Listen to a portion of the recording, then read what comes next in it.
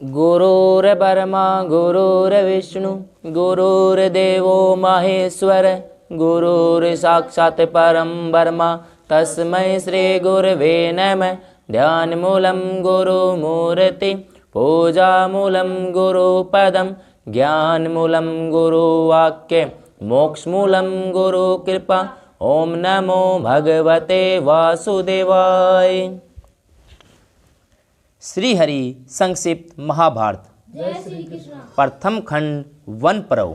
जय श्री कृष्ण। अभी तक हमने जाना युधिष्ठिर का वन में अक्षय पात्र मिलता है भगवान सूर्य से, जिस अक्षय पात्र के जब तक द्रौपदी भोजन नहीं करेगी तब तक उसका भोजन समाप्त नहीं होगा। इस प्रकार सूर्य भगवान से युधिष्ठिर को अक्षय पात्र की प्राप्ति के बाद आज हम पढ़ेंगे दुर्योधन की दुर्भी संधि, व्यास जी का आगमन और मैत्रेय जी का शाप। जय श्री कृष्ण। वैशंपायन जी कहते हैं, जन्मेजय, जब दुरात्मा दुर्योधन को यह समाचार मिला कि विदुर जी पांडवों के पास से लौट आए हैं तब उसे बड़ा दुख हुआ।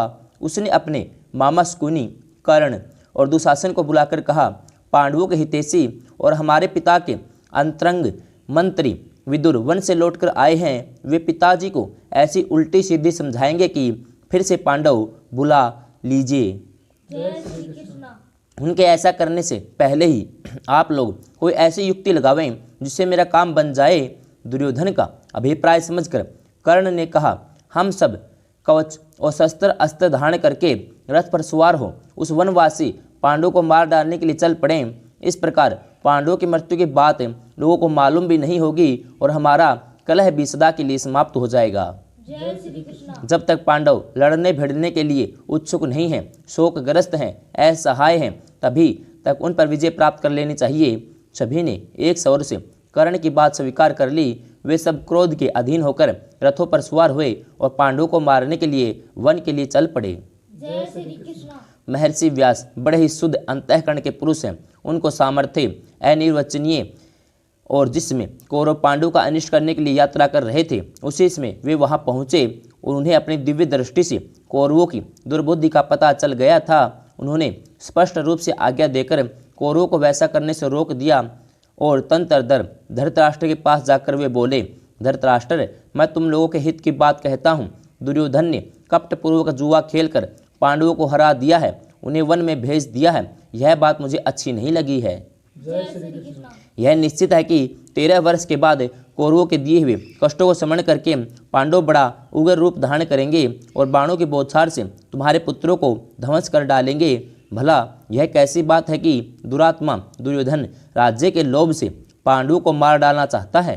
जय श्री कृष्ण। मैं कहे देता हूँ कि तुम अपने लाडले बेटे को इस काम से रोक दो, वह चुपचाप घर बैठा रहे।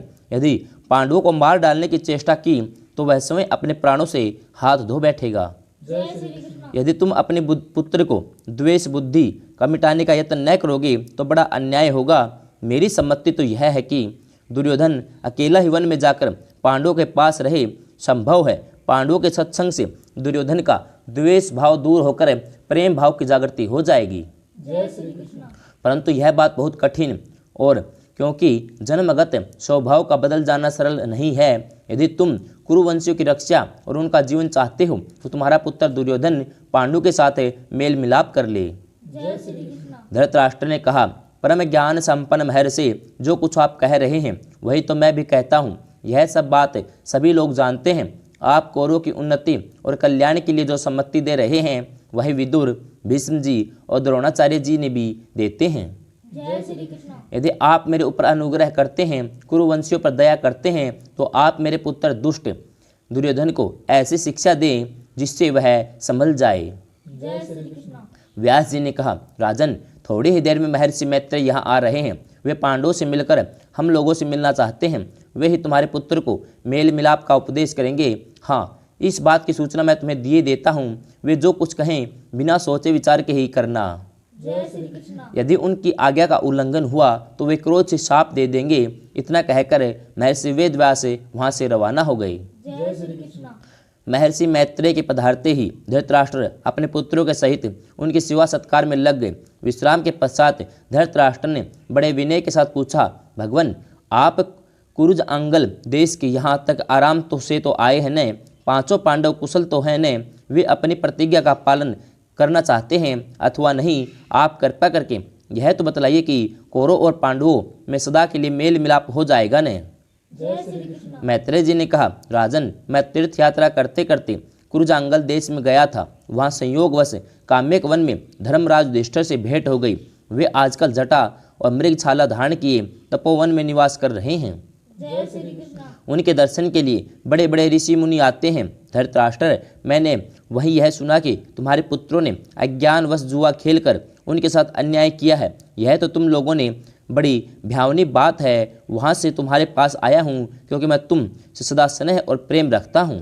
जय श्री कृष्ण। राजन, यह किसी प्रकार उचित नहीं है। तुम्हारे और भीष्म के जीवित रहते तुम्हारे पुत्र एक दूसरे से विरोध करके मर मिटे। तुम इसके सबके केंद्र व रोकने सजा करने में आदमी समर्थ हो, फिर इस घोर अन्याय की क्यों उपेक्षा कर रहे हो? जय श्री कृष्ण। तुम्हारी सभा में तुम्हारे सामने डाकुओं के समान जो अन्याय कार्य हुआ है, उससे ऋषि मुनियों के समाज में तुम्हारी बड़ी हंसी हुई। जय श्री कृष्ण। अब भी संभल जाओ। इसके बाद दुर्योधन की ओर मुंह फेरकर कहा, बेटा दुर्योधन, मैं तुम्हारे हित की बात कह रहा हूँ। तुम तनिक समझदारी से काम लो। पांडवों का, कुरुवंशियों का, सारी प्रजा का तुम्हारा भी हित और प्रिय इसी में है। तुम पांडवों से द्रोह मत करो। जय श्री कृष्ण। वे सब के सब वीर योद्धा, बलवान, दृढ़ और नर रतन है। वे बड़े सत्य प्रतिज्ञ, आत्म अभिमानी और राक्षसों के शत्रु हैं। वे चाहे जब जैसा रूप धारण कर सकते हैं। उनके हाथों बड़े बड़े राक्षसों का नाश होने वाला है और हिडिम, बक, किरमिर आदि राक्षसों को उन्होंने मार डाला है। जिस समय रात से वे यहाँ जा रहे थे, किरमिर जैसे बलवान राक्षस को भीमसेन ने बात ही बात में मार डाला। तुम तो जानते ही हो, दिग्विजय के समान भीमसेन ने 10,000 हाथियों के समान बलि जरासंध को नष्ट कर दिया। भगवान श्री कृष्ण उनके संबंधी हैं, द्रौपदी के पुत्र उनके साले हैं। पांडवों के साथ युद्ध में टक्कर लेने वाला इसमें कोई नहीं है, इसलिए तुम्हें उनके साथ मेल कर लेना चाहिए। बेटा, तुम मेरी बात मान लो। क्रोध के वश होकर अनर्थ कार्य मत करो। जय श्री कृष्ण। जिसमें महर्षि मैत्रेय इस प्रकार कह रहे थे, उस समय दुर्योधन मुस्कुराकर पैर से जमीन कुरेदने लगे और अपनी सूंड के समान जांग पर हाथ से ताल ठोकने लगे। जय श्री कृष्ण। दुर्योधन की यह उद्दंडता देखकर मैत्रेय जी ने उसको साप देने का विचार किया। किसी का क्या वश है, विधाता की ऐसी ही इच्छा थी। उन्होंने जल स्पर्श करके दुरात्मा दुर्योधन को साप दिया। मूर्ख दुर्योधन, तो मेरा तिरस्कार करता है और मेरी बात नहीं मानता। ले, तू इस अभिमान का फल चख। तेरे इस द्रोह के कारण कौरव और पांडवों में घोर युद्ध होगा। उसमें भीमसेन गदा की चोट से तेरी जांग तोड़ डालेंगे। जय श्री कृष्ण। महर्षि मैत्रेय के ऐसा कहने पर धृतराष्ट्र उनके चरणों पर गिरकर अन्य विनय करने लगे। उन्होंने कहा, भगवान, ऐसी कृपा कीजिए जिससे यह साप न लगे। जय श्री कृष्ण। मैत्रेय जी ने कहा, राजन, यदि तुम्हारा पुत्र पांडवों से मेल कर लेगा तब तो मेरा साप नहीं लगेगा, नहीं तो अवश्य लगेगा। जय श्री कृष्ण। तंत्रधर महर्षि मैत्रेय ने वहां से प्रस्थान किया। दुर्योधन भी भीमसेन के किरमिर वध संबंधी पराक्रम को सुनकर उदास मुख से वहां से चला गया। जय श्री कृष्ण। किरमिर वध की कथा। जय श्री कृष्ण। वैशंपायन जी कहते हैं, जन्मेजय, मैत्रेय मुनि के चले जाने पर राजा धृतराष्ट्र ने विदुर से पूछा, विदुर, भीमसेन से किरमिर राक्षस की भेंट कहाँ हुई? तुम मुझे किरमिर वध की कथा सुनाओ। जय श्री कृष्ण। विदुर जी ने कहा, राजन, पांडवों के सभी काम अलौकिक हैं। मुझे तो बार बार उन्हें सुनने का अवसर मिलता है। राजन, जिस समय पांडव जुए में हारकर वनवास के लिए हस्तिनापुर से रवाना हुए, उसमें लगातार 3 दिन तक चलते ही रहे। जय श्री कृष्ण।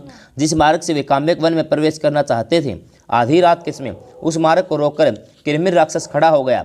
वह हाथ में जलती हुई लूक लिए हुआ था, भुजाएं लंबी थी, दाढ़े भयंकर, आंखें लाल लाल, सिर के खड़े खड़े बाल मानो आग की लपटें हों। वह कभी तरह तरह की माया फैलाता तो कभी बादलों की तरह गरजता। उसकी गर्जना से सारे वन पशु भयभीत होकर खलबला उठे। जय श्री कृष्ण। आंधी चलने लगी, धूल से आकाश आच्छादित हो गया। द्रौपदी तो उसके दर्शन मात्र से बेहोश सी हो गई। उसकी यह चाल देखकर पुरोहित धौम्य ने रक्षोघन मंत्र का पाठ करके राक्षसी माया नष्ट कर दी। जय श्री कृष्ण। उसी समय किरमिर राक्षस भयावह वेश में पांडवों के सामने आकर खड़ा हो गया। पांडवों का परिचय जानकर किरमिर ने कहा, मैं बकासुर का भाई और हिडिम्ब का मित्र हूँ। इसी भीमसेन ने उसे मारा है, इसलिए आज अच्छा अवसर मिला है, इसे मैं अभी नष्ट की देता हूँ। जय श्री कृष्ण। उसी समय भीमसेन ने एक बहुत बड़ा पेड़ उखाड़ा, उसके पत्ते तोड़ ताड़ कर फेंक दिए।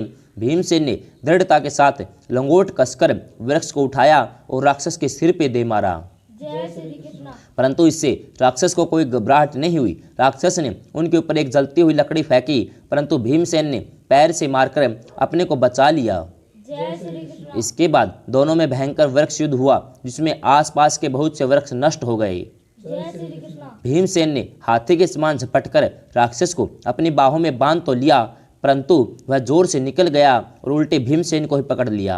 जय श्री कृष्ण। तंत्र बलवान भीमसेन ने उसको जमीन पर गिरा दिया, उसकी कमर पर घुटनों से दबाकर गला घोंट दिया, उसका शरीर ढीला पड़ गया, आंखें निकल आई। इस प्रकार किरमिर राक्षस के मर जाने पर पांडवों को बड़ी प्रसन्नता हुई। जय श्री कृष्ण।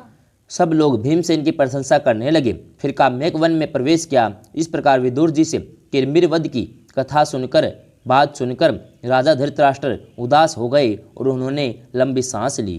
जय श्री कृष्ण। जय श्री कृष्ण।